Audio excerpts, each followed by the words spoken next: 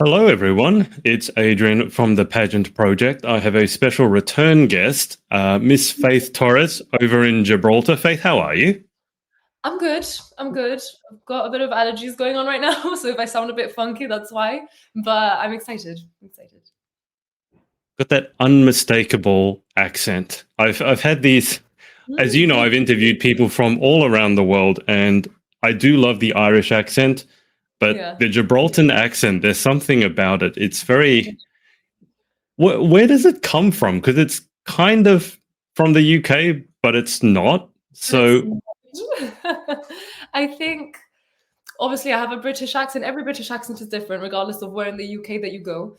I think it's because I'm in the southern point of Europe that I've got many other influences that feed into my accent, especially here. We don't solely speak English. So I think I've got other, Mediterranean accents going on at the same time.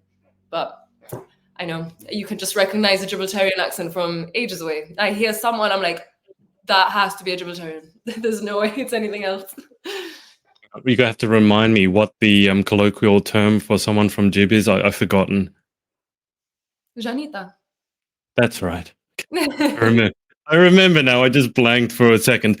But for people watching who may not be familiar with you, because obviously we've chatted before when you were Miss World Gibraltar, and now you're Miss Grand Gibraltar. But for people who aren't familiar with you, do you want to give them the quick pageant 30-second introduction? Got it.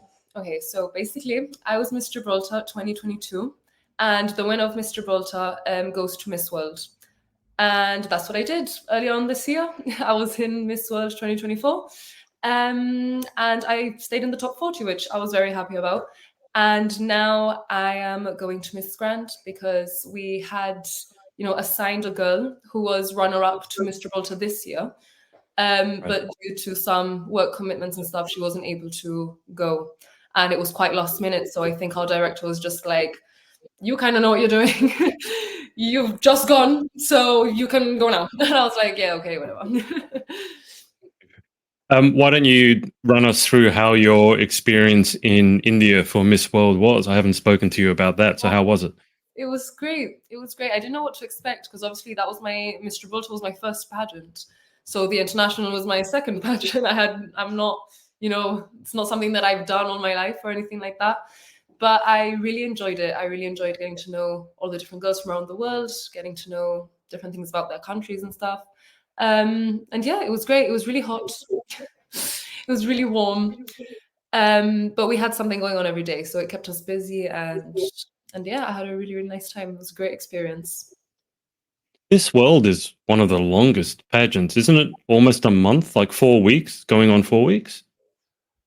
I think it was 3 weeks, just shy of 3 weeks.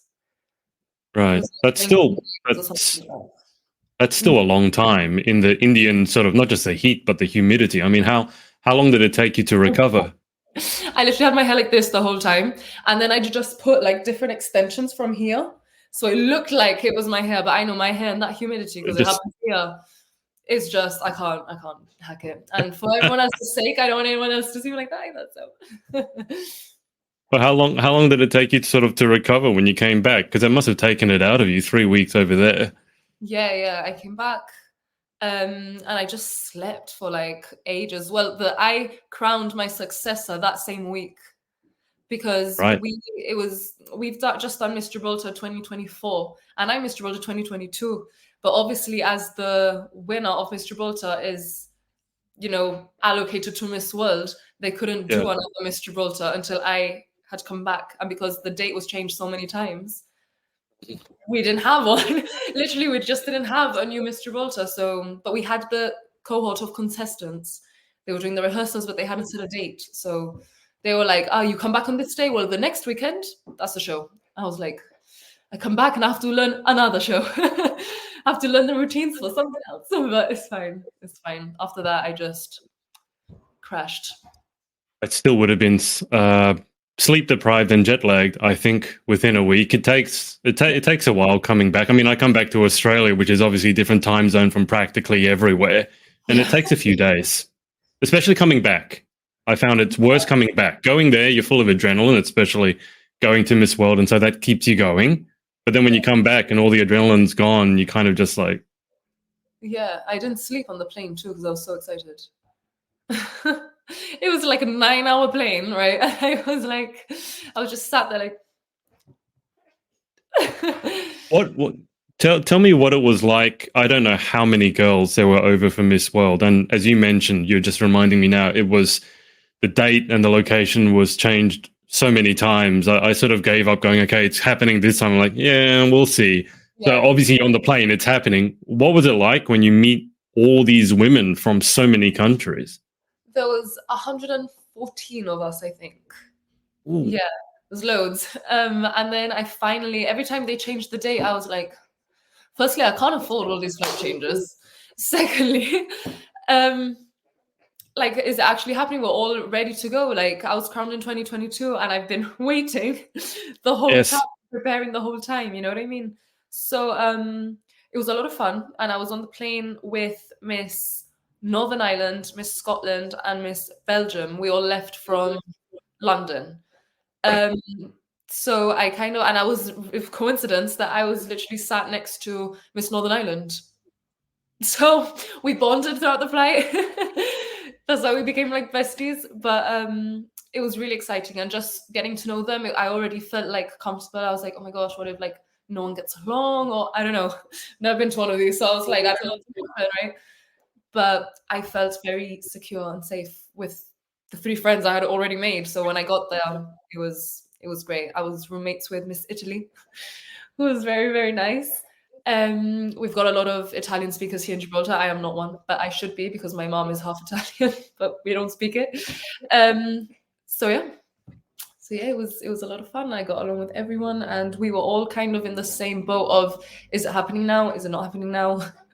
What are we doing next? What's gonna happen? So yeah, it was great. We still talk on the group chat to this day. Good to hear. I mean, that's a huge pageant. I've heard of pageants that have like roughly 90 or so. I think that might be the first time I've heard of a pageant that has over 100 contestants. I mean, it'd almost be hard to think of a country that didn't send a contestant if there's that many.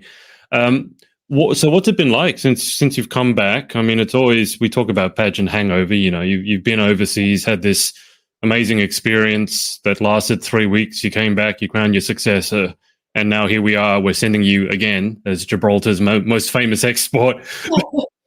Gibraltar's going to become known for sending Faith Torres overseas. But what have you been keeping busy with since, between when you came back and now? Oh, I work full time. I work we only have one hospital here. And I work as a biomedical assistant to the scientists, because I've got a degree in biomedical science. But I couldn't do my practice because it was during COVID that I was in university. So we couldn't be allocated different hospitals to do the practice. So I plan on going next year to do my practice. It should only be a few months. And then I can work as a scientist. But right now, because I don't have that practice, I'm the assistant. Right. So I'm imagining you don't spend much time in heels then as the assistant. No, I still get called to do a few things. Like I hosted Miss Universe, our first edition of Miss Universe. I was the host. I've done loads of charity events. I still do that. I love doing that. But only for events like that would I put on heels. Now, it's not an everyday kind of thing. I think probably everyone around you who's shorter thanks you for that. Tell me, because last time we jumped on, I think you were a little bit worked up, a little bit nervous. I know we spoke a little bit about anxiety, I think. It's a long time ago. It's hard for me to remember. But you mentioned you've done so many appearances and emceeing Miss Universe, which obviously is the biggest pageant in the world.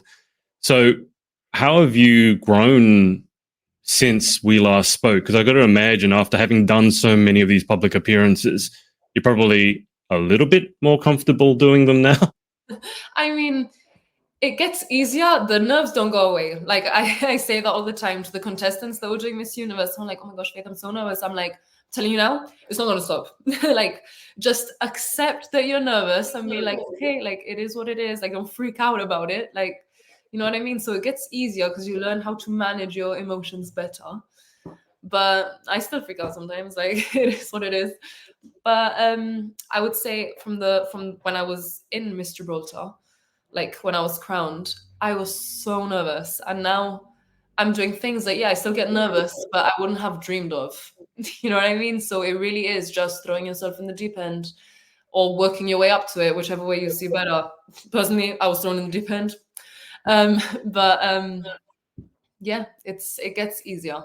It doesn't stop, but it does get easier. And if you enjoy it, well, then I think it's a good balance. Like I'm like, well, I like doing this, feel like this, but I can deal once I know how to deal with this. It's not a problem. Why don't you run us through some of the biggest things that you've done since then? Some of the things that have made you a bit nervous. I seem to remember something over New Year's. You were called on to do something, but why don't you run us through some of the big things that you've done that have made you sort of go, oh my God, can I do this? I mean, there's so many things that I've done that it's hard to just group it all together. I remember feeling really nervous for the New Year's countdown because my whole country is watching. I know there's like 10 people, but you know what I mean? Like there's still, it's everyone. And I remember being at dinner with my family before, obviously, the countdown. And they were like, Faith, did you want to have some of this? And I was like, no one speak to me, okay? Like, no one speak to me. I'm so nervous. Like, but I did it. And I wasn't by myself, which always makes it easier. With Miss Universe as well, I was so nervous, but I was with our director, Kelvin. So he's always got it like in the bag. He's great. So if I knew that I messed up, he can cover me. What else have I done? This doesn't seem like a big deal, but for me it was talking to schools. Oh my gosh, I could never be a teacher. Like that's when I realized, right, I'm so happy I didn't go into teaching because I don't think I can do this. But yeah, that was also very difficult for me. But what were you talking about in schools? Were you talking about any subjects in particular, and how old were the kids as well? Well, I've done a few. I've done a few of science, but it was just like about women in STEM.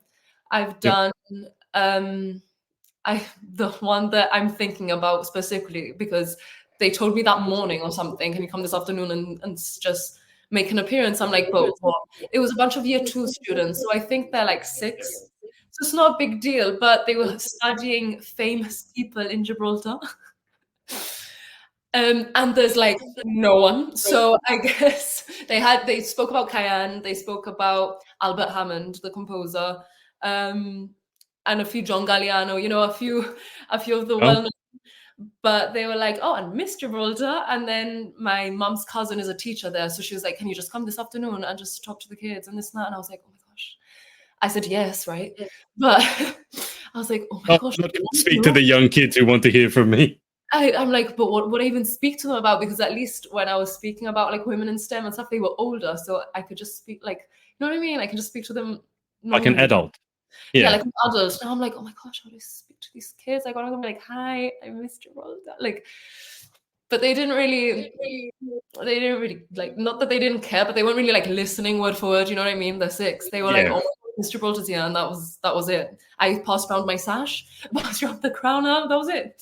Like they were like, wow. Yeah, I would imagine if you're going there as Miss Gibraltar, all you need to do is show them the crown, and the girls at least will just be. You could say anything you want. If you bring the crown.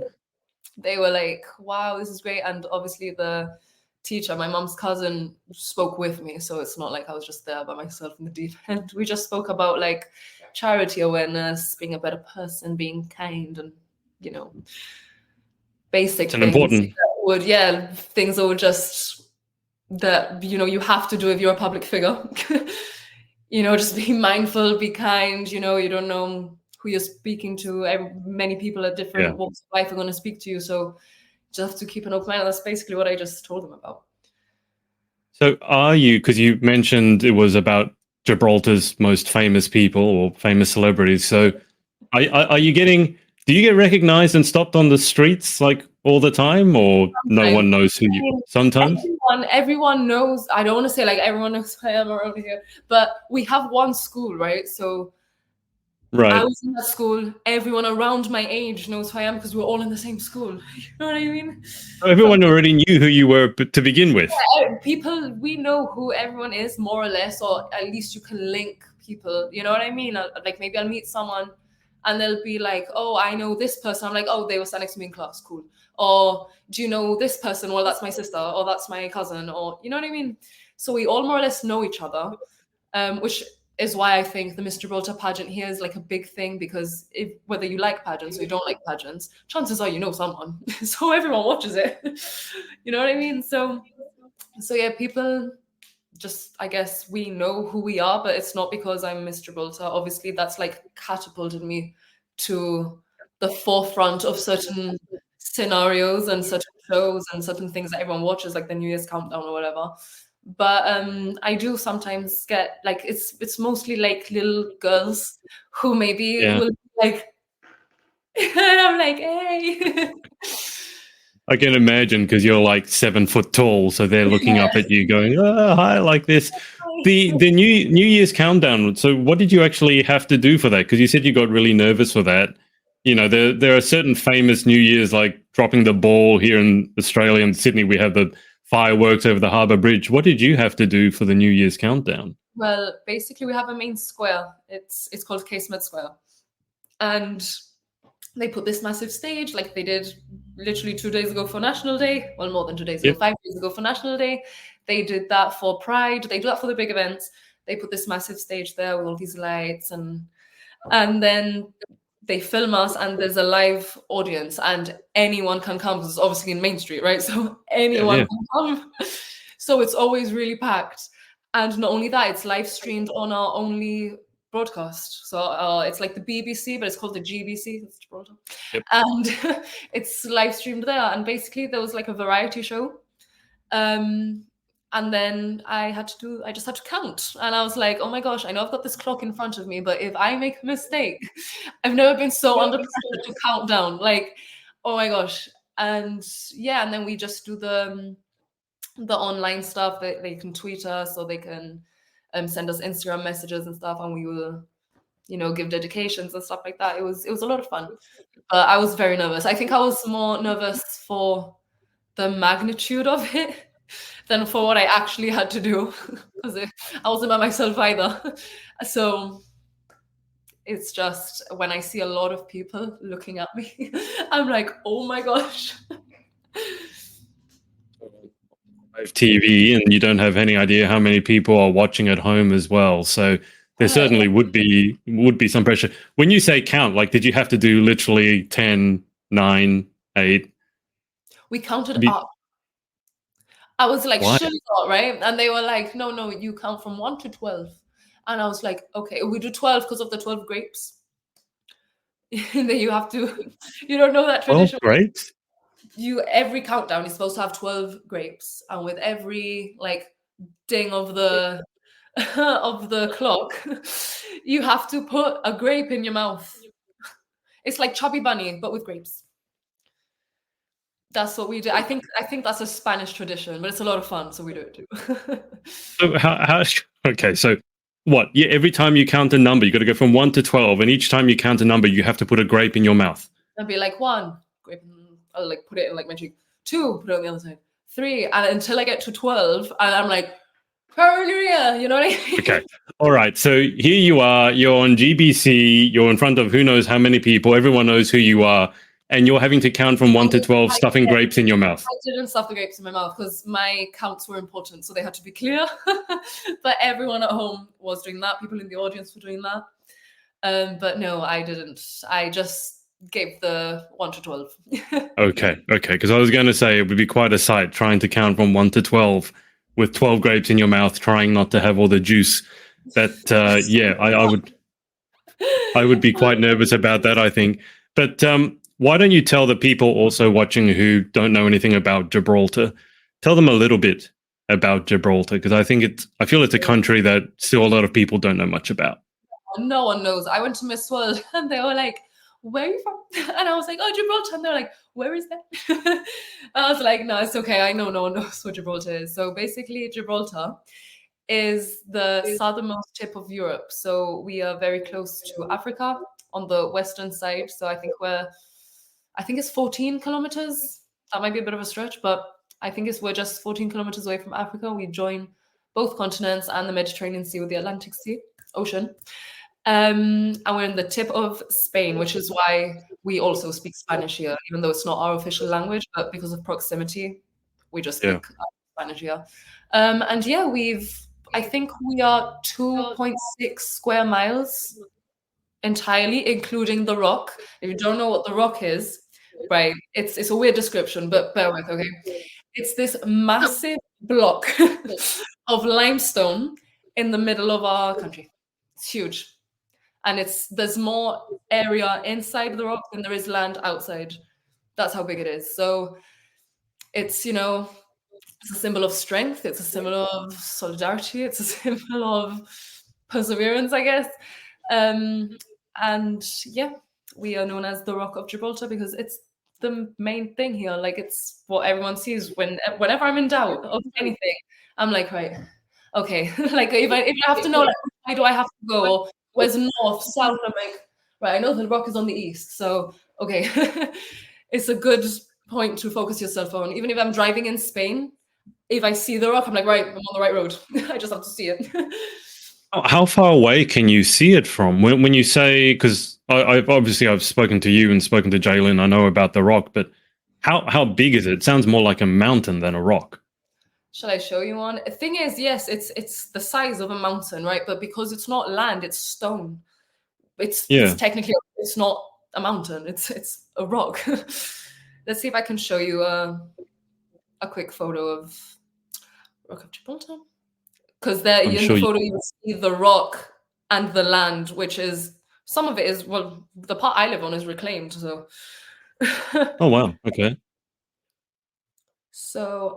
So this is the entirety. I don't know if you can see it. That's Gibraltar. The little houses around, right? Like these little houses here. And that's the rock. So you understand why we're known as the Rock of Gibraltar. It's huge. Yeah. Now I get it. It's literally a rock, and there's a few people living around it. Yeah, it's a rock, and there's a few people around. But we're a huge center for maritime and things of that nature. Because you can see it from ages away. We're the center point of the Atlantic, the Mediterranean, Europe, Africa, and we're the passage where lots of migration happens in the animal kingdom. So there's loads of studies that go on here. We have one university that has like 3 courses, and one of them is marine science because it's so interesting to do here. Yeah. So yeah, and with like the birds as well, we see loads. I've heard of that. Yeah, we see loads of migrating birds. Like, it's a very beautiful place for nature and stuff like that. I think it's because of where we are on the map, and because there's more, even though we're quite built in like the town area, let's say, there's still the nature side of it still takes the lead in terms of area and stuff, especially because it's protected. It's a World Heritage Site, the rock. So it's protected, so we can't build on it, we can't do anything. Like, all the animals that are up there, like the macaques, the apes, they're just wild. Like, we can't touch them. Well, we're not supposed to, but we can't touch them. We can't feed them. Like, it's their land. It's like almost like a sanctuary. You know what I mean? So yeah. What's the lifestyle like? Because you just showed me that photo, and the first thing that I think is that, I mean, it looks like a tropical paradise, because you got this giant rock, and it's surrounded by, I don't know, that photo was Adobe photoshopped or something, but the water looks so blue, like it's like a bright blue. So I'm thinking, because I told you we're coming out of winter where I've been hibernating for 6 months. I just look at that and go, that looks like it's kind of idyllic and like a tropical paradise. But what's it like on a daily basis living there? I mean, it really, in terms of climate, it's like the south of Spain, because this is where we are, right? Yeah. So it's really warm. It's very humid most of the year. Obviously, we have winter, but it doesn't. I think our lowest is on average like 10 degrees. So, right, okay. Celsius. So it's not like, you know what I mean? It's usually quite warm. I wouldn't consider it like a tropical paradise, even though it might look that way. Because we get a lot of, being almost an island, right? We get a lot of crosswinds, especially because of the rock. We get a lot of like our weather. We get a lot of, like, I don't want to call it floods, but it does rain a lot in the winter. So it's a place to be in summer. It's great. It's nice and hot, and the sun is shining. Everywhere, the animals are everywhere. Like, it's really nice. But you know, I suppose it's kind of like the tropical islands where it's like 6 months one thing, 6 months the other thing. You know what I mean? But it's not that extreme. You know what I mean? I just during summer every day I go to like the beach or I go swimming. I just love swimming in the sea. I think I was like a fish in my past life or something because I love swimming in the sea. Like, no one can take me out of it. But yeah, there's a lot of things to do here. You can go up the rock if you like hiking or things like that. It gives great views. You can see Africa from here. You see the city lights of Morocco, you see Spain, you see the Bay of Gibraltar, you see the runway, you see the planes coming in and taking off. You see the Mediterranean Sea, the ships going by. It's really interesting. It's really interesting. But day to day, I don't know, it's because I live here, so I don't like go to look at or go. I don't go up the rock as much as maybe someone from here should. I just go to work full time. I walk past, like our main gardens and stuff. Like Commonwealth Park is really cute. It's something that I walk past every day to go to work. And yeah, almost everywhere you are, you'll see the sea. It would be very strange if you don't see the ocean, regardless of where you are in Gibraltar, because it's everywhere. Like from my work, I can look out one window and the sea's there. I can't imagine what that's like. I mean, here in Sydney, we're relatively close to the sea, but you know, being part of the UK, there's a lot of. It doesn't sound like the UK at all. Like, I mean, UK barely has a summer, if you can call it that. And then during winter, I promise you, I mean, I don't have to tell you, it definitely gets below 10. I know, I've been there. And you certainly don't get to see the sea from wherever you are in the UK. No, I love being near the sea. I think it has a certain just calming effect, even just the smell of it, the sound of it. So does it make you does it feel a bit weird when you're traveling and you don't have that sort of the sea everywhere? Yeah, I mean, I don't think about it as much because I don't like when I'm in Jib, it's not something that I'm always like, oh, there's the sea. Like, it's just always, I don't think about it. So it's like always, you know what I mean? But then as soon as I'm somewhere else and it's not, you notice it missing. Yeah. I'm like, I notice it missing. And I notice because Gibraltar is so small, everything else, like anywhere else I go, like I lived in Oxford when I did my undergraduate degree. And just the fact that it's like endless land around me, you know what I mean? Like, this is endless landmass. Like, how does this work? Like, in Gibraltar, you walk and eventually you're gonna hit the sea. Like, end up in a beach. You are, unless you go one direction, which would lead you to Spain. But there's always like an end to everything. You know what I mean? So I don't know. I guess that might just be a fear of me getting lost out there because I'm not used to it. It's being so vast. But yeah, I think this little place is a very little humble home, and we all get along, and we all like know each other. We're all friends, so I wouldn't trade it for anything. It sounds nice, and it definitely sounds like visiting time is summer, not winter. Do you need a car to get around in Gibraltar at all? If it's that small, it sounds like you can just walk everywhere, right? Yeah, I mean, if you're gonna walk from the border with Spain, which is the like north point, all the way down to our lighthouse, which is the tip of Europe. Right. That's a bit of an extensive walk. It's not impossible, but it is like, I don't know, a couple of miles maybe. That's not too bad. For me, it's awful, but because that's the longest I can walk, so I'm like, oh, no way.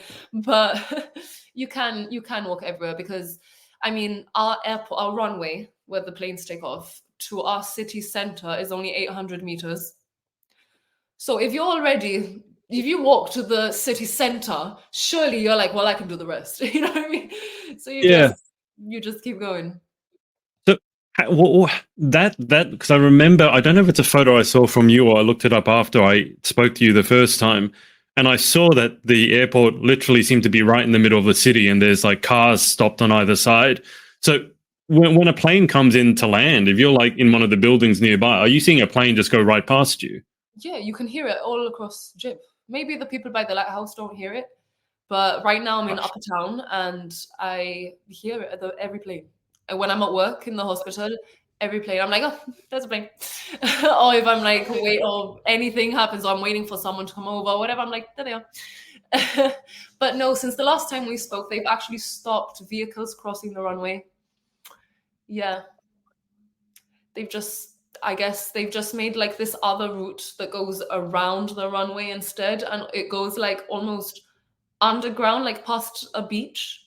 And then you come up on the other side. So we don't have to constantly like put the barriers through and all that. I mean, to walk it, yeah, people still walk across. It's a main road. If you want to walk to Spain, you have to cross it. Like, there's no other way. Go around the carway now. That's very long to walk.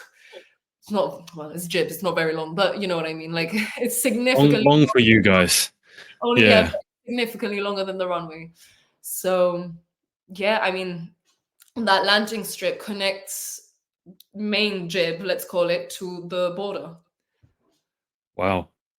That I can't think of any other country I've ever seen where you can drive across the runway. It does make a certain amount of sense that they don't want cars driving across the runway. It was a main road until like last year, but it's that we didn't have another option. Like, that was it. Where else were we going to put the airport? Firstly, and secondly, that's the only way into Spain. Can't have that everywhere. I guess if you're 2.6 square miles or whatever it is, it's not like you have a lot of choice as to where to put the runway or where to put your airport. So when is, going back to the pageant just for a second, when is Miss Grand coming up? It's coming up soon. So I leave on the 2nd of October. I leave on which is quite soon.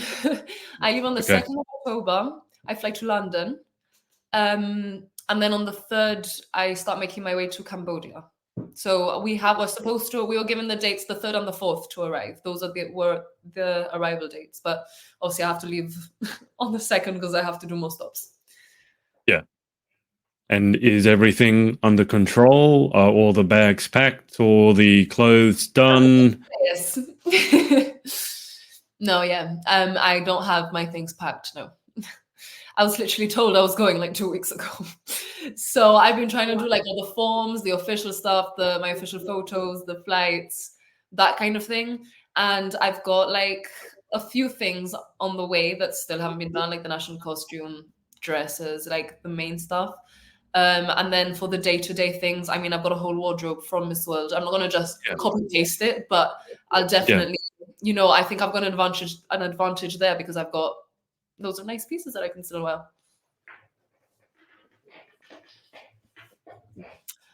I can't hear you. Somewhat similar? The climate? I couldn't hear you. Oh, I was just talking about Cambodia because you were talking about you have your wardrobe back from India. Is the climate in Cambodia, would it be anything similar, like warm and kind of humid?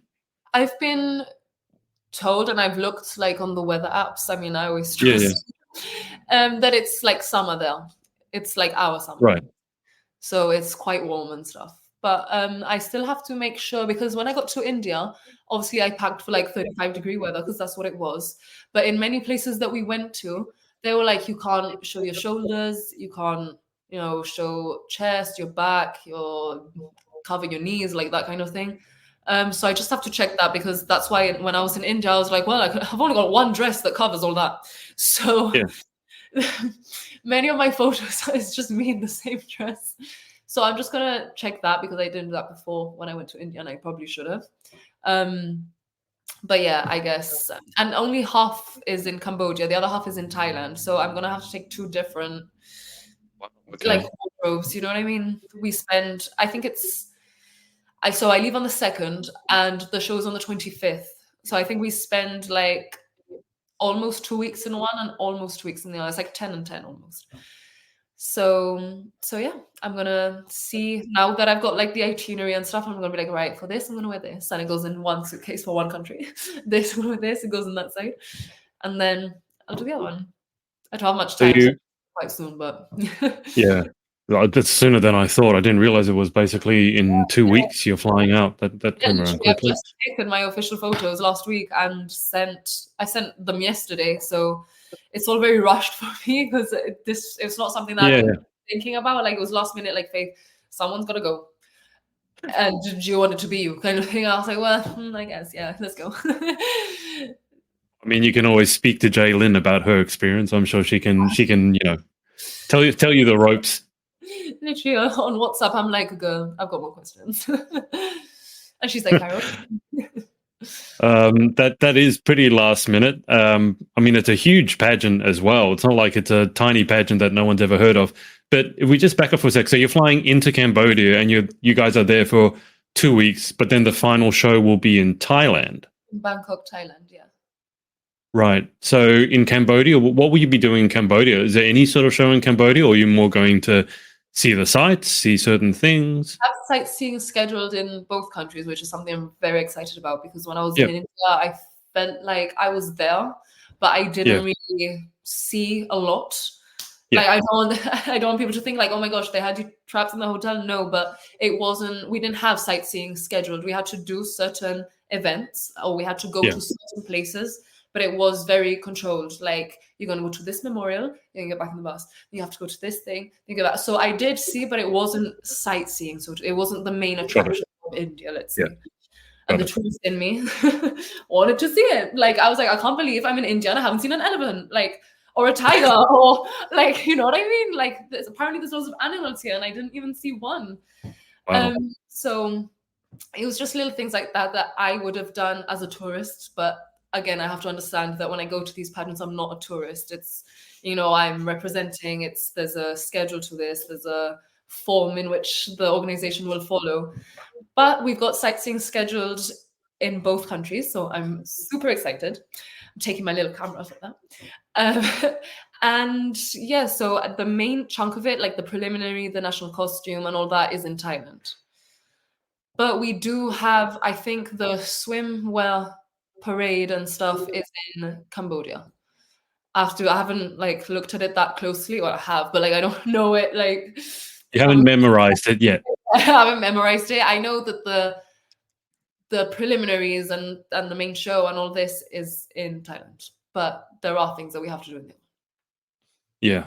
Okay. Is it always held across 2 countries? Like when Jaylin went to compete, was that in 2 countries as well? It was just Vietnam. Yeah.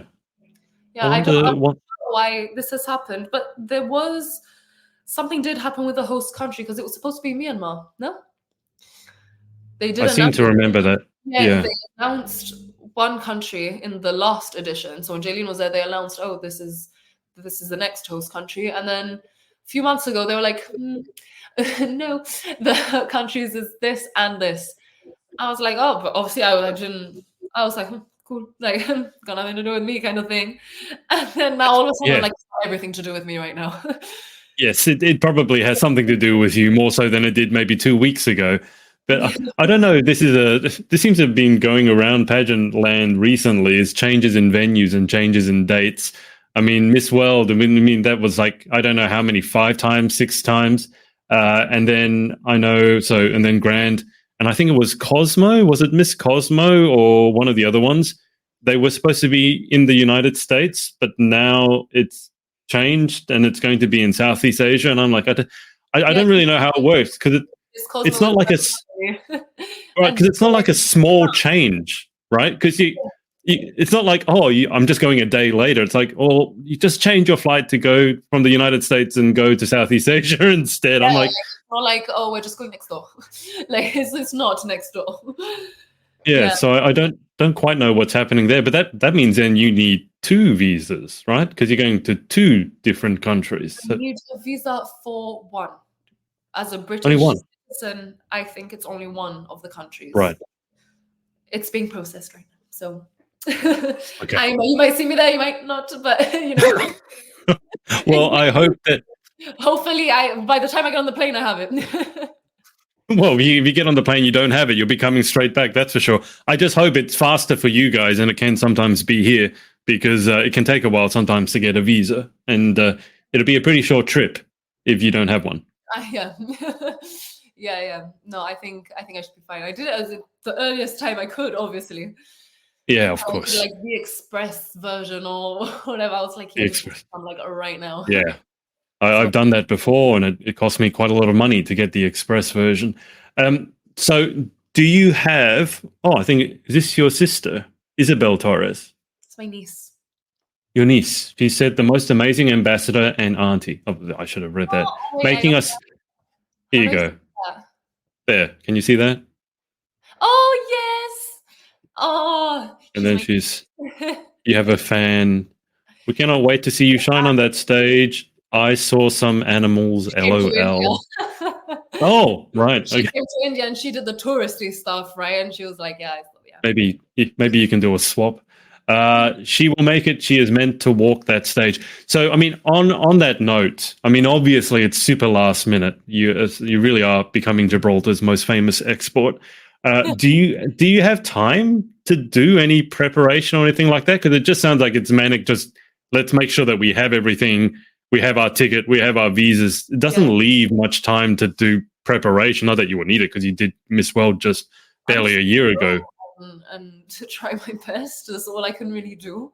Have a great time whilst I'm there and make some nice friends. And I think that for me, that's like the apex of any pageant. Just go have a good time above all else. And then if you happen to do well, it's great. You know what I mean? But it's not gonna it's not the end of the world if you don't. So and Kelvin was like, the director was like, we need to send someone now. And I think his choice in asking me had to do with the fact of she already kind of knows what she's doing. So we don't have to spend ages preparing. Obviously, he'll help me with catwalk because every pageant has their different things. Especially there was no swimwear in Miss World, so maybe I'd have to practice that a bit more because it's something I haven't really done before.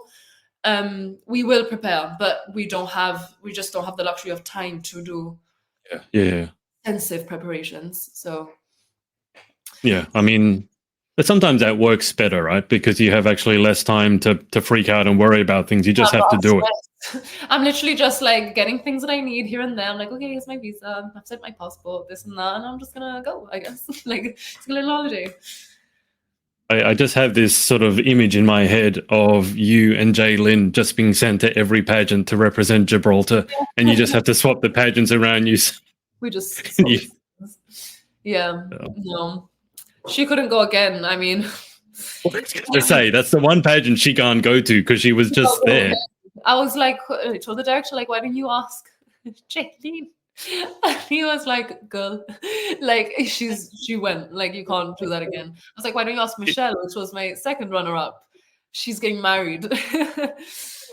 She's getting married now. So again, like, can't wait. I guess I was one of like the only options of like, look, Faith, you either go or you don't go, but it's got to be you kind of thing.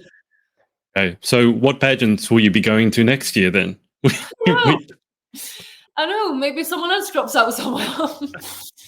I think you might be the first person I ever speak to who ends up going to World and then Grand, and then maybe next year, who knows, you'll go to Universe, and then you might have gone to all the pageants just by yourself. So I'm just gonna like tick all the boxes, just go to all of them. Yep. Just doing my little tour of the pageants. You're going to go to all these countries and you won't have seen any of them because you're seeing them all through pageants. Isabel said the best thing is that she is adored by all of Gibraltar. We are all behind her. Is Isabel slightly biased, or is this the truth?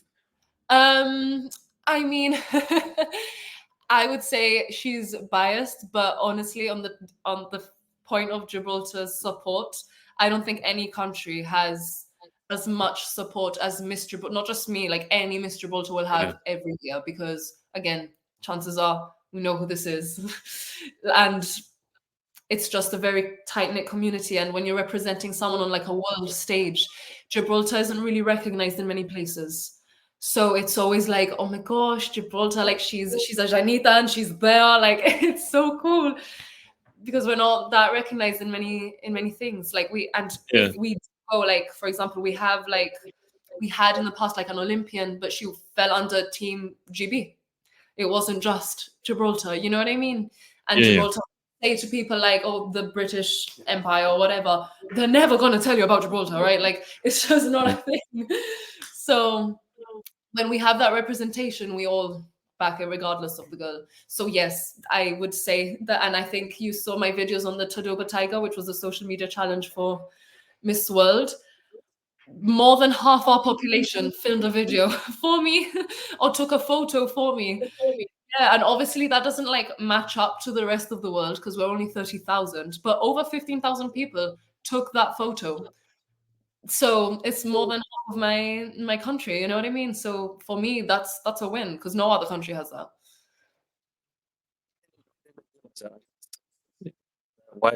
That's amazing. I don't think any other country would ever be able to boast anything near that. Yeah, and in 2013, at Miss World, we won the public People's Choice.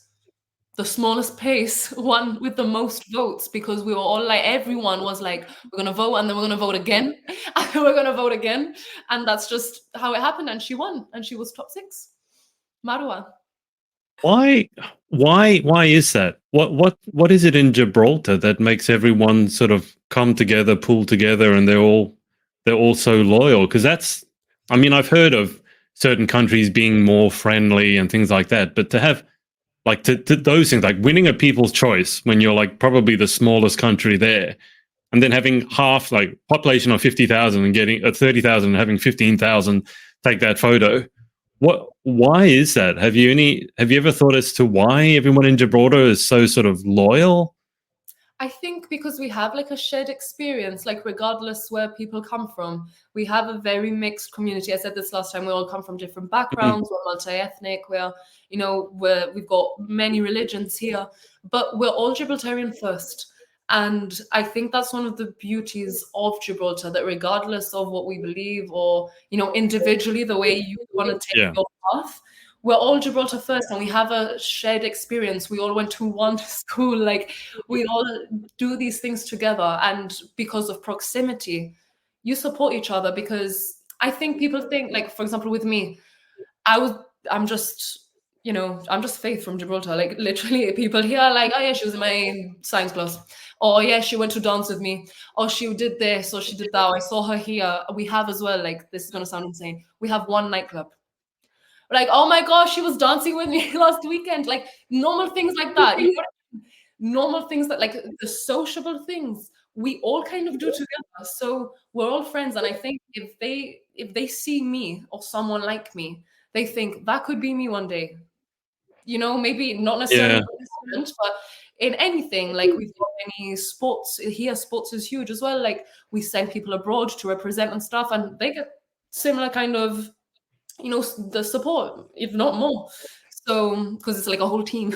So yeah, I think we're just very united, and I think that's what keeps us living in this little harmonious society, regardless of what any other personal circumstances. And I think that's something that the whole world should see, because unfortunately a lot of conflict that happens nowadays is for fundamental things like race, religion, things like that, or land and stuff like that. And because it's always been a thing for, like, I've never thought about, oh, this person is a different religion, or this, because they've always been here. They're always the person sat next to me in class. They're always a minister. They're always, you know what I mean? They're the teacher. We're all so mixed that we don't, it's regardless of what you are, you're just someone else who's Gibraltarian. You know what I mean? Yeah, I love that.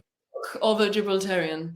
So I think everyone can kind of see themselves when I go abroad and represent and stuff. I think everyone can kind of see themselves in me, kind of thing. So that's why we would have that support. And again, it's not just me, it's anyone who goes to represent Gibraltar and does it relatively well. like they're like, wow, yeah, you did great.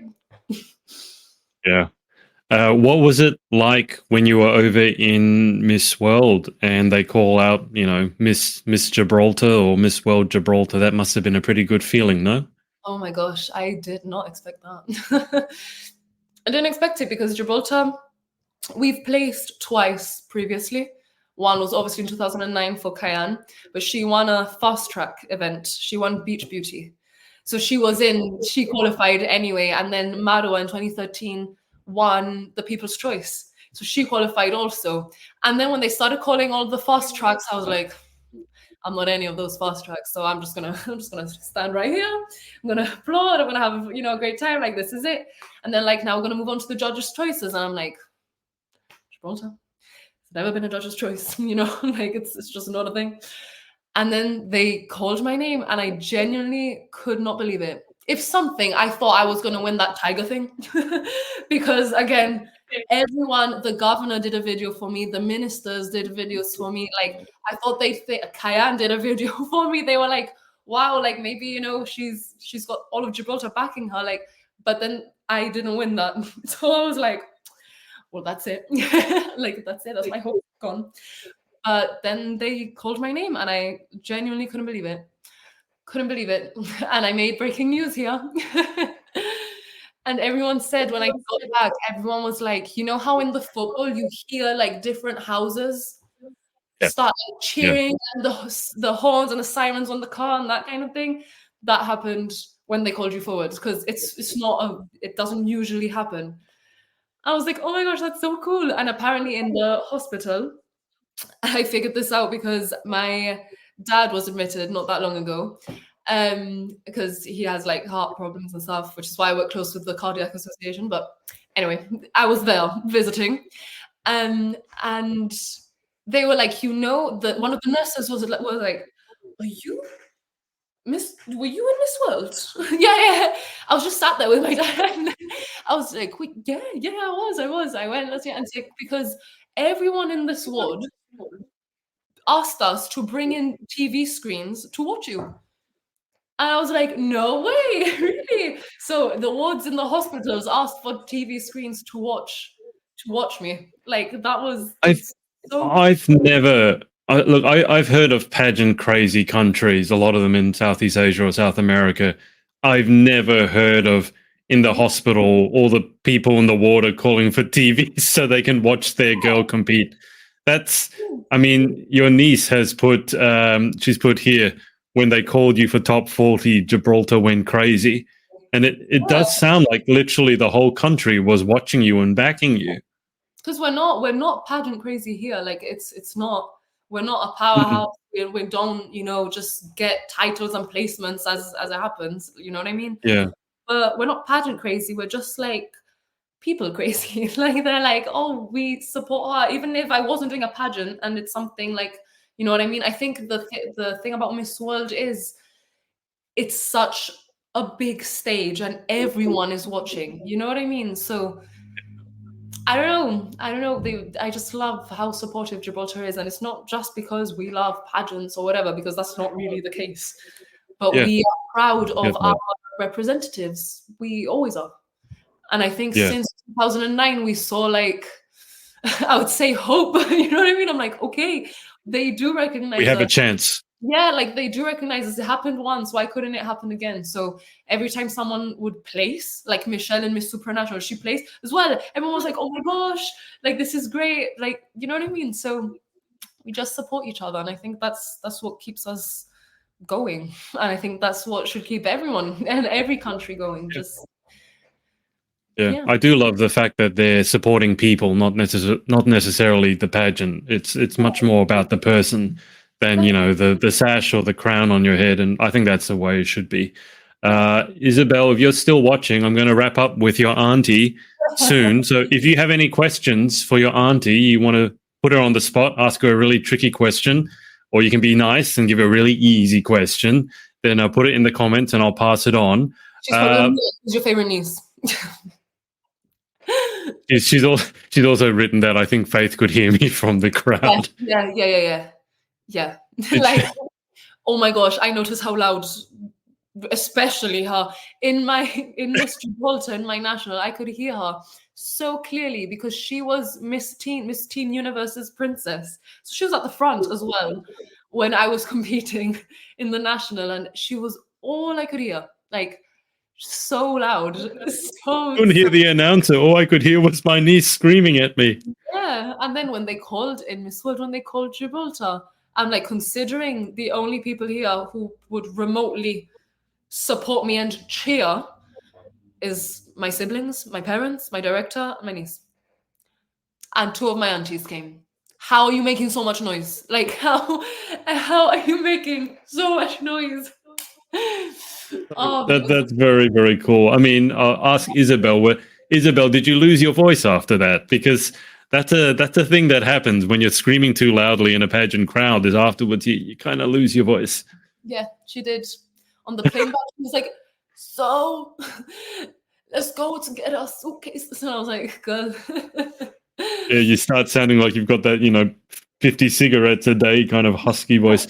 All right, so Isabel is she said I couldn't speak for a few days. So Isabel has a question here for you. We'll get to that in a second, but let's just go to the close. So before we wrap up, we can do the same 10 questions as we did last time because I don't remember. The only answer of yours I remember is your answer about the iPhone. Your iPhone turning the volume down. I do remember that one. Yeah. But before we do that, do you have anyone you want to give a shout out to for supporting you? Oh my gosh. All of Gibraltar. All of Gibraltar, because they've shown me through Miss World how supportive they are, and I really feel secure. And just because I have everyone supporting me, no matter how much, even if it's just a hey, you did great, or a simple comment on a video or a photo, or some people have been like, look, we really appreciate that. Whatever it is, from the charities to schools to anyone, I really felt secure and safe, and I felt like, okay, this is where I'm supposed to be, and I felt comfortable regardless of the outcome. I'm like, I've won. Like, in my head, I'm like, I've won. Like, everyone supports me and everyone recognizes the work that I've done. So regardless if I have a crown at the end of the international or not, I'm still super grateful, and they support me regardless. So for me, shout out to my fellow Janitos. We're great. We're great. And everyone should see that. Special shout out, obviously, to my director, Kelvin, for choosing me, for asking me if I wanted to go. And for all the help and the last minute things. Like, we both have to do it together. You know what I mean? If I'm stressed, so is he. And he's probably more stressed. So yeah, everyone who keeps me in check, everyone who helps me with anything, whether it's, just a few freebies from a little makeup shop or a thing here and there, or shout out wherever.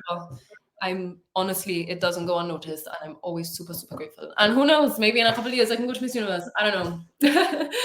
But yeah, I'll speak to you then. We can have another interview when you get sent to your next, and hopefully you get more than 2 weeks notice, but who knows? I mean, yeah, who knows? Who knows? Okay, let's zip through these final 10. As I said, they're the same as last time. I don't remember any of your answers apart from the iPhone one. So number 1, what is your favorite word? Oh my gosh. When you speak more than one language, this is a difficult question. My favorite word.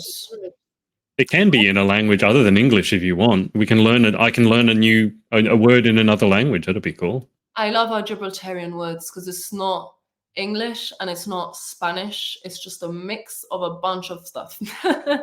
Like, I can give a couple of examples. I'm not saying that these are my favorite words, but the way that they're formed might be like my favorite word.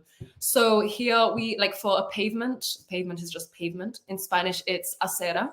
Here we say marciapié, which is kind of, in Italian, it's marciapiede, I think. And in French, it's something that sounds similar. So we've kind of squashed all that together and have said that the word is marciapié, even though we know that doesn't exist. We have other things like cake. In Spanish is dulces, but we say quequi. It's just quequi. We say for sweets, instead of in Spanish, it's caramelos. We say chucheria. You know what I mean? There's little words like that you'll only hear in Gibraltar, which for me is my favorite dialect. It's not just because I speak it, just because it's a dead language, because less than 30,000 people speak it. So I feel really like unique when I speak in my little special words here and there. I'll have to see if Duolingo has Gibraltar as a language that I can learn, because it doesn't sound It doesn't sound like learning Spanish will help that much because all the words are completely different. We have an Instagram. We have an Instagram called Janito Janito. Literally just like stuck together, Janito Janito, and it has all of these terms. And it says this is the English, this is the Spanish, and this is what we say. I'll have to brush up before I have my Gibraltarian visit. Okay, so that I've learned a few words now. What about number 2? What is your least favorite word? Oh, my least favorite word. I don't know. I don't think I have a least favorite word. There's some words that are like ugly, you know what I mean? Like some words are just ugly sounding, but I can't put my thing on what I probably do, right? And I'll probably be talking one day, I'm like, I should have said this. Yes. But well, you can message it to me when it comes it comes to you. I know Jaylene said, I don't know if it was her favorite word or her least favorite word, but she said the word hullabaloo or something like that. Oh, that's right. Yeah. No, that was her most favorite word. Until I heard her say it. And I was like, whatever that is so cool. I can now that you say that, I can remember the exact way she sounded when she said it, and it's such a funny hullabaloo. Yeah, it's such a fun. With accent, it would be hullabaloo. That is so like, some words just don't fit the accent. That is such an. It's not an odd word, but it's an old word. Like, I don't think anyone has really used that for probably 30, 40 years. So to hear that, that was definitely the only time I've heard that word. Okay. So number 3, in life, what gets you excited? What turns you on? Ooh. I guess I don't know if it's the anxious brain in me, but I always have to have everything more or less scheduled. You know what I mean? So nothing catches me off guard. So then I get like really stressed about things. So what gets me through like my day-to-day life and what gives me like a little satisfaction is, this is going to sound like such a nerd thing to say, I make little lists and little post-it notes and things like that. And when it just looks really nice and it's all in beautiful colors, that for me gets me through the day. If I don't have that, that's okay, because some days I'm like, don't enjoy anything. But more often than not, I'm like, oh my gosh, when I have like loads of things to do in one week, I'm like, oh my gosh, that's really stressful, but it's a great calendar, very colorful, love it. So yeah, probably things like that. Yep. Okay, got that. And this is the person that we're sending to Miss Grand and giving her 2 weeks notice, is the person who loves to have a calendar all scheduled. With that might have screwed up your calendar a fair bit. Yeah, but I have kind of the same thing every day. It's like go to work, go see family or friends, and I do something sociable, something to exercise. I always think something to exercise my body, something to exercise my mind, and something that's like to exercise my aura, let's say. So like watching a sunset or, you know, things like some wholesome things. I try and do one of those every single day. Like at least like those 3, at least one example of each every single day. So yeah, I just have more or less the same routine every day with different variables. Like maybe one day I'll go to the beach, or maybe I'll go up the rock, or I'll go for the sociable things. I'll see my family, or I'll see my friends. Like it's always something different, but it ticks the same box on my post-it note. Yes. So, and That's then in terms of like, smart way of doing it. In terms of like the mental exercise, I can either practice mindfulness, or I can do like a crossword or a puzzle, or I play trivia with my boyfriend, like little things like that, you know, but working with scientists and essentially being one of them, I get enough mental exercise as it is. So I kind of just... To hear that, that's probably the way it should be. Yeah, so that is always the one I don't have to think about because I do it all the time. But yeah, what was the question? Well, that I asked you what in life what gets you excited, and your answer was calendars. Yeah. Because okay, so then it's fulfilling. Well, then the next question. So that's what turns you on. So the next question, then, what turns you off? You hate, right? Oh, this is gonna sound weird, and it's not what it is. People. Some people, man. And we'll just leave it right there. People. People. But obviously not all people, right? But some people, I understand people have different internal struggles, or they've been through different parts of whoever. But doesn't cost anything to be nice and respectful. You know what I mean? As soon as I see, like, I hear someone make really nasty comments, or I see, like, sometimes in the lab, I'm by the window. Some people aren't that nice. I'm like, girl, I'm just working. Like, what do you mean? Like, why are you being so rude? Like, you know what I mean? It's little things like that that just, oh, it boils my blood. It literally boils my blood. Anyone being rude, disrespectful, mean, very, or causing like public disturbance. I'm like, surely nothing warrants this unless someone's like dying. Like, which is never the case. Always something stupid like, you looked at me the wrong way. And it's like, girl, what? Like, what? Are you just here? Are you just in the mood to have an argument? Like, I don't, it's things like, so people, but not all people. When people get into certain moods, or when people are just rude, or you know what I mean? It's certain types of people. That was better said. Certain types of people can't deal. I got it. Yeah. I think it would have been really funny if we just left it as the answer as people without any explanation. And then you won't be Gibraltar's most famous export after that.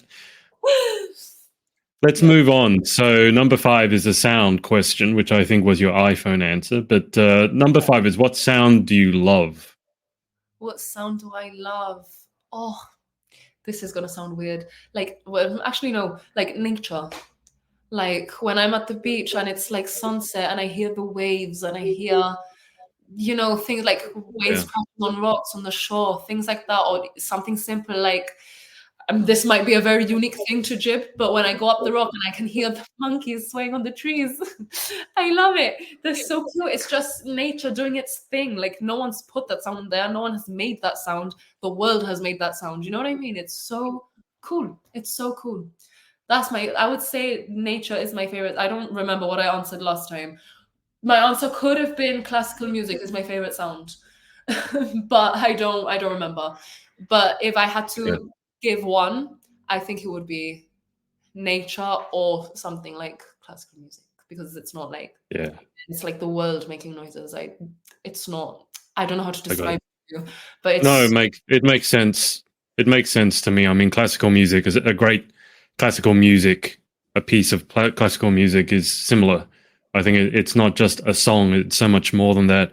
And then I love the sound of waves. I literally have a white noise machine next to my bed to make the sound of waves, which is quite sad because I can't hear it from where I am. But if I'm ever near the ocean, I have no problem. Leave the door open, the window open, just so I can hear the sound of waves, and I have the best night's sleep ever. So I certainly can understand that. Classical music, like the way I think I can, like when I play piano or whatever, the way I can, like, in my head, I sound crazy when I say this, but in my head, like a whole show goes on, like whole emotions, like scenes, situations, like the fact that people can express themselves without any words. It just makes music, especially classical music, because of all music, right? But now it's more common that music has words, right? Or like lyrics is the word. It has lyrics, but you know, classical music, because of the interest in harmonies, the interest in everything, it makes its own language that everyone can, they don't even understand it, you can feel it, babies can feel it, animals can feel it, like it's just nothing else compares. And I could just speak about this for ages. But I'm gonna go to the next question, because I'm literally going to stay here talking about classical music the whole day.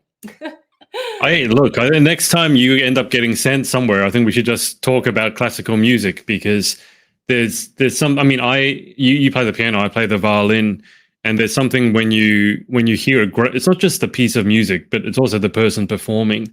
And when you hear different great artists perform the same piece and it is so different, I find that really, really interesting. And then you'll find one person's interpretation that you love and another person's that maybe you don't jive with as much. They're both great, but there's a reason, like classical music, the same pieces have been around hundreds of years, and they're going to be around hundreds more because there's something different about them. But yes, so the next question, so that was, what sound do you love? What next question is, what sound do you hate? What sound do I hate? Oh my god, so many. So many. You sound like someone who's got a very keen ear. Yeah, because just like I can pick up on these little things, I pick up all the bad things too. Like, I don't know, Yeah. I don't have like a dog's hearing or anything like that, but certain sounds, man, and this might again be a Gibraltar thing. The planes are so loud. I'm like, oh my gosh, I could be anywhere and I'll hear one of those planes, and the closer I am, obviously, to the runway, it's like the whole world has to stop. I can't hear anything. I can't, nothing else is happening other than this really loud plane coming our Yeah. way. It's so annoying. Like, it's not an annoying sound, but I think the frequency at which I hear it, I'm like, oh my gosh, shush, like, stop it. You want the plane to turn its engines off. No, it's not happening. Yeah. At work, I've got annoying sound at work. Obviously, being in a lab, in a hospital, there's loads of machines. I do a lot of things manually depending on the division that I'm in.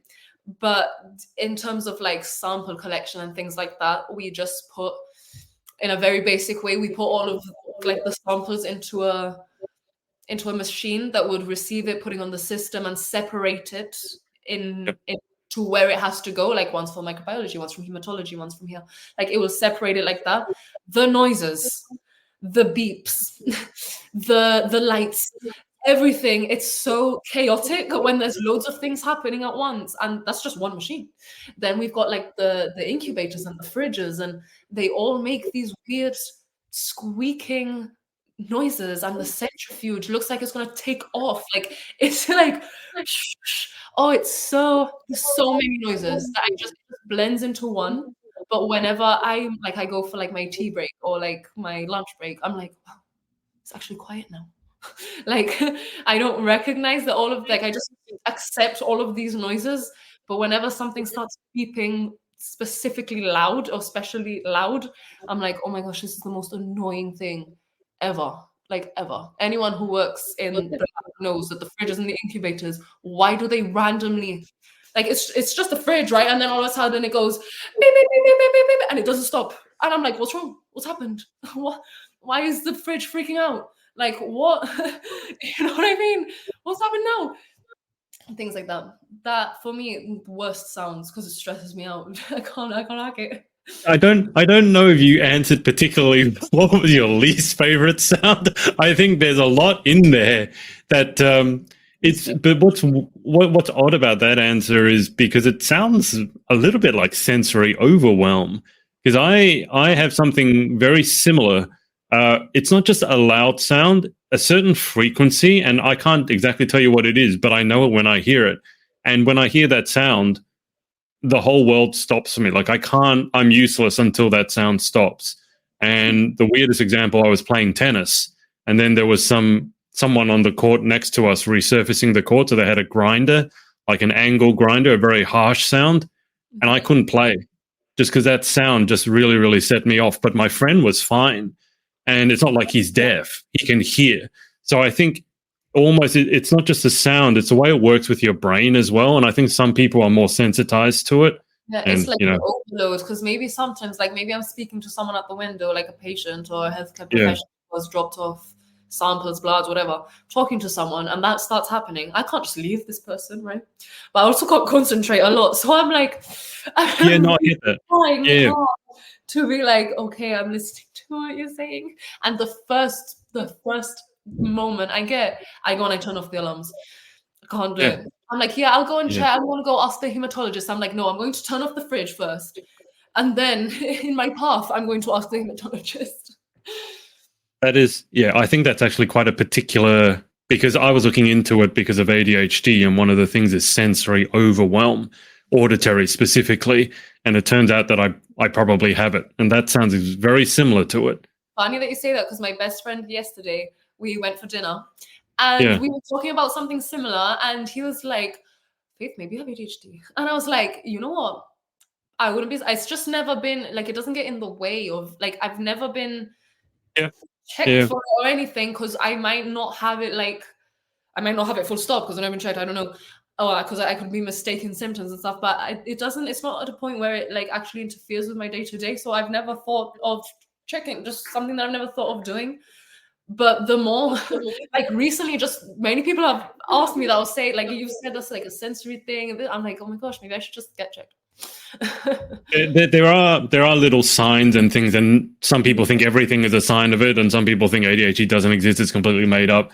I went down my own rabbit hole last year with this and getting diagnosed, and I can tell you, sensory overwhelm is one of it. It's one of the ones that not a lot of people know about, but it's It's not just loud sound. That's why it was so unexpected for me. It's like a particular sound, it's not like it was annoying. It was catastrophic. Is the only like I couldn't play, and I love tennis.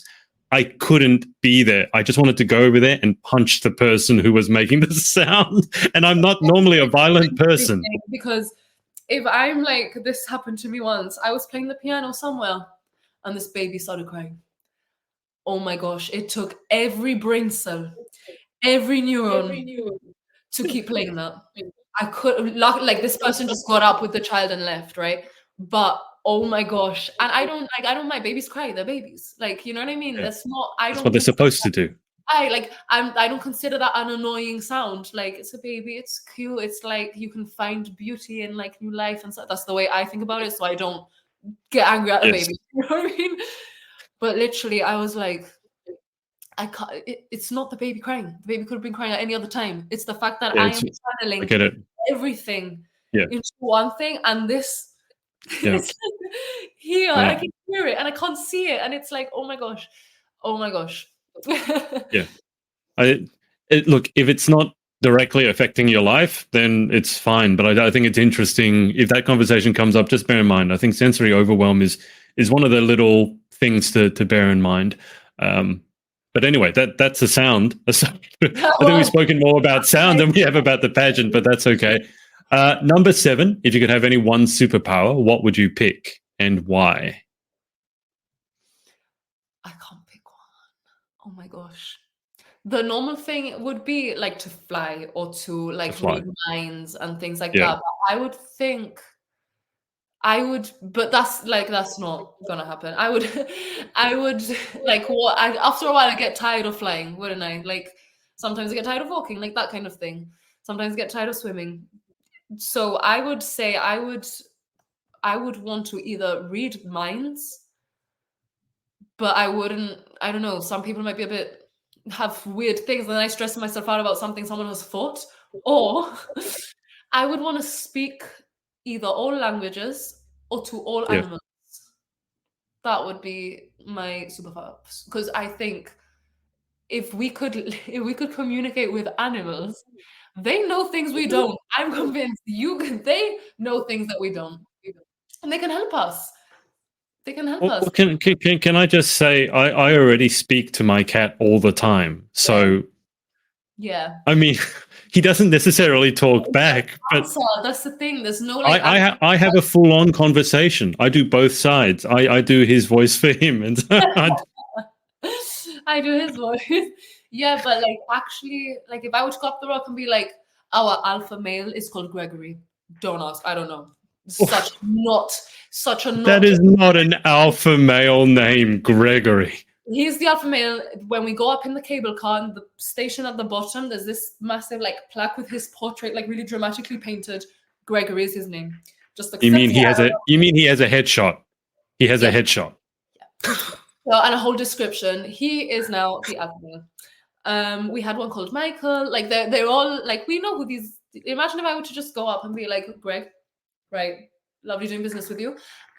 What do you need up in this nature reserve? What would make your species flourish? Like, what do you think, or what happens that completely annoys you? Like, are there people here who feed you the wrong things? Like, is there something better for your diet? Is there something better for, I don't know, do you like this climate? Is it worrying? Like, I don't know. The same like with fish and stuff. They could be like, look, you don't know this, but there's this massive block of plastic trapped right there that is killing a bunch of it. Like, you know what I mean? Like, I feel like every species and every division in the animal kingdom could help us solve big problems to do with the environment. And that's why it's a different answer. That's why my superpower would be to talk to all the animals. That is one that I want. Okay. All right. That makes a lot of sense. Number 8, what job would you like to attempt? I think, I love my job. I love being a scientist, especially in the medical scene, because I can experiment and make like cool explosions and stuff. But I can also put it to help people. You know what I mean? A job that I'd like to try. I know. Oh, that would be scary though. I know that I can't be a pilot because I am a bit colorblind. And there's certain jobs like that that I know I can't do. Like my dad is really colorblind, and I've like it's not common in women, but it was Yeah. just enough to like get diagnosed. Like every time I say that, like, oh my god, and what color is this? And they point at something bright red. I'm like, that's bright red.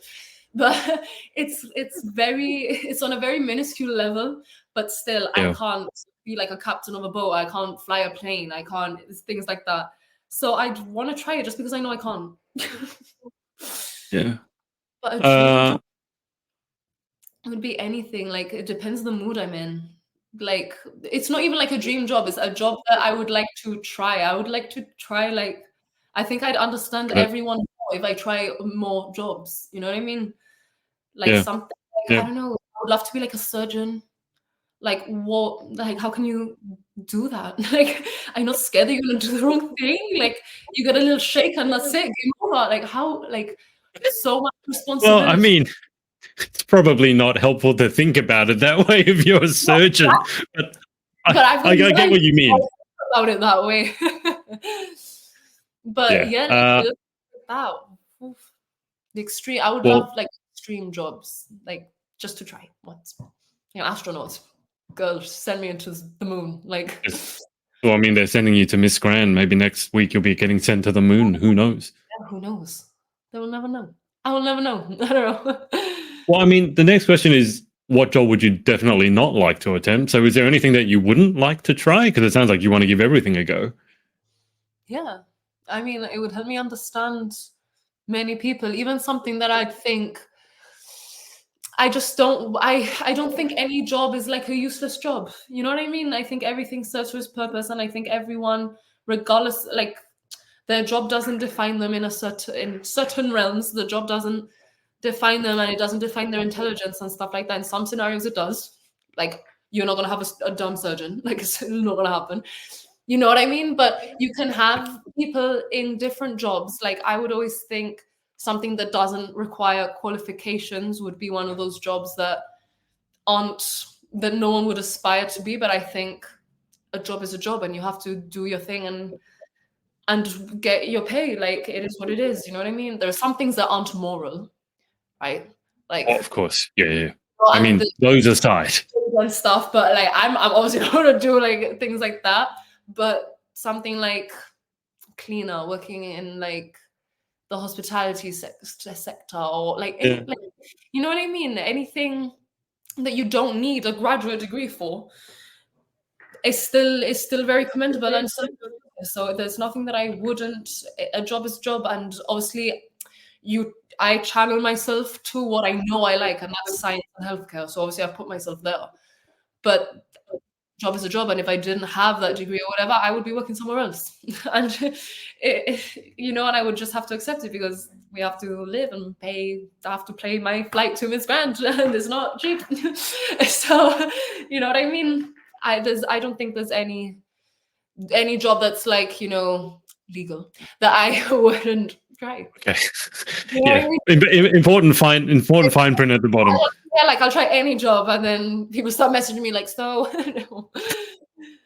Yes. But that's what social media is like. I'm exactly the same. I don't think there's anything wrong with any job. I think you can find interest in anything. Okay, let's go to the final question then. If heaven exists, what would you like to hear God say when you arrive at the pearly gates? Anytime I've thought about arriving at those gates, I don't imagine God. Like, this is really strange. Just because I've got to a gate means that God is here somewhere, right? But I would want to see like loved ones and things like that. You know what I mean? But God, like, I would just want him to say like, well done. Like you had a good run, and you yes, like I just want him to be like proud. Like, yeah, you did what you had to do, and that was up. Like, great, and now we're gonna make you as long as they don't make me like an insect, I don't care. Like, make me a dolphin or something. How cool.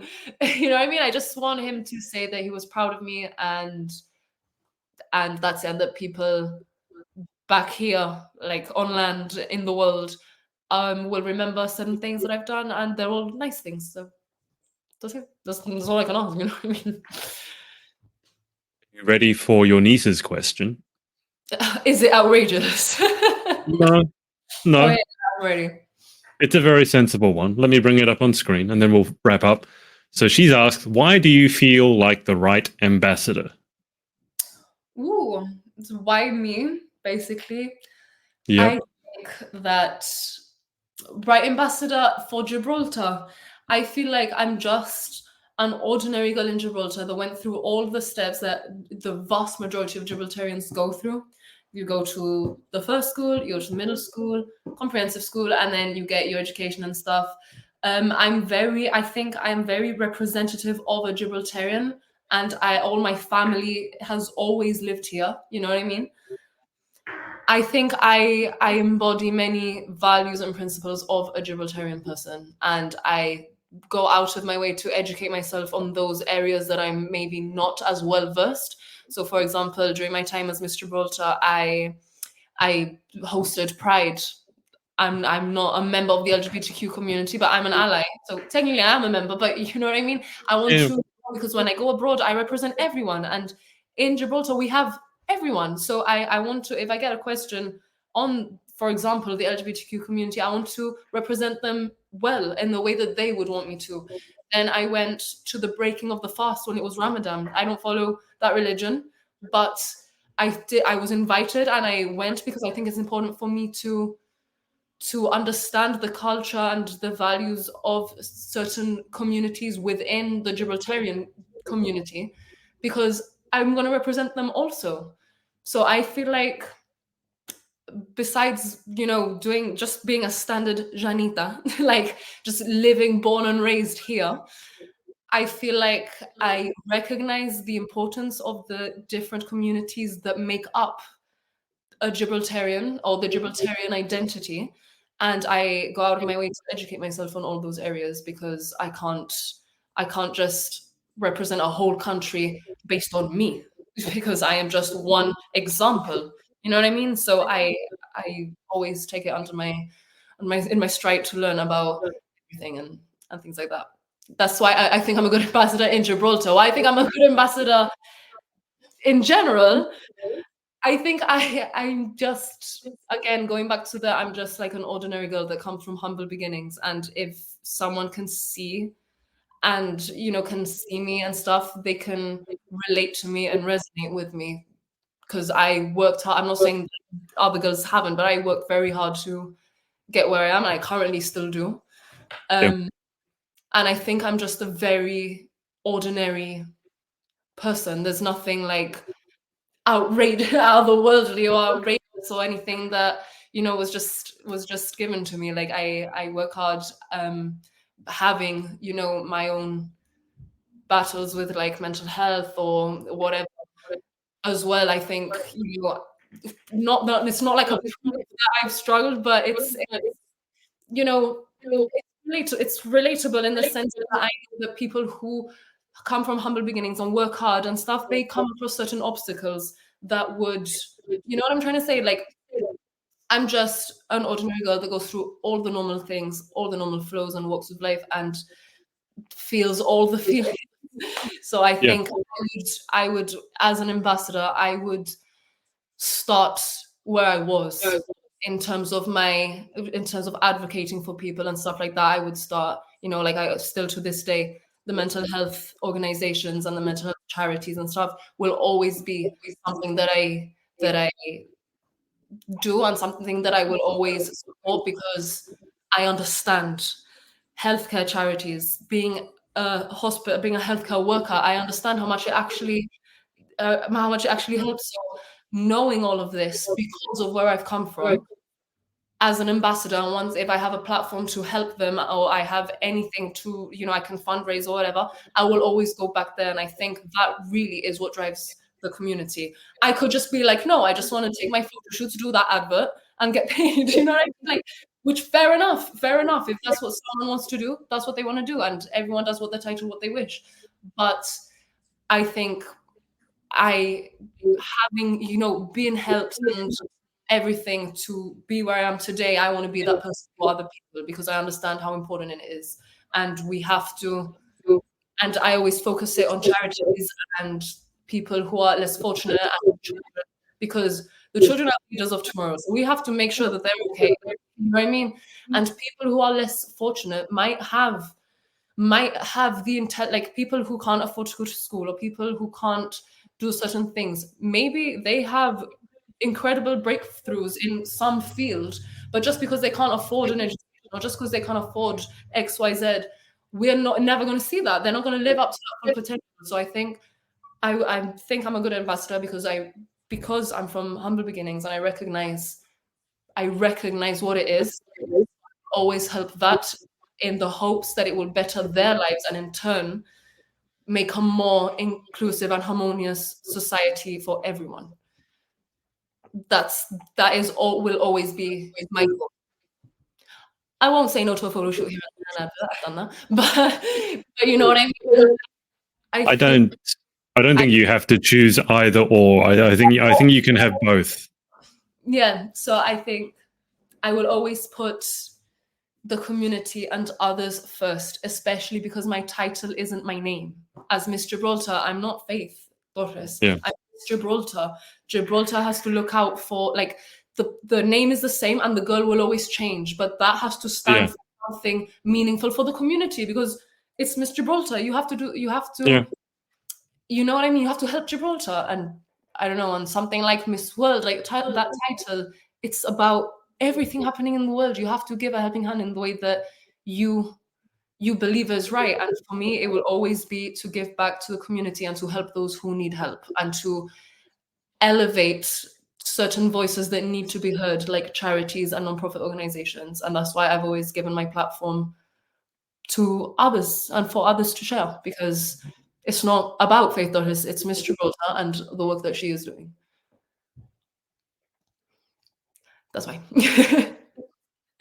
Your niece, what she thought of your answer. That was her question. I think you gave a very comprehensive answer from two different directions. So I'm sure that'll keep her happy.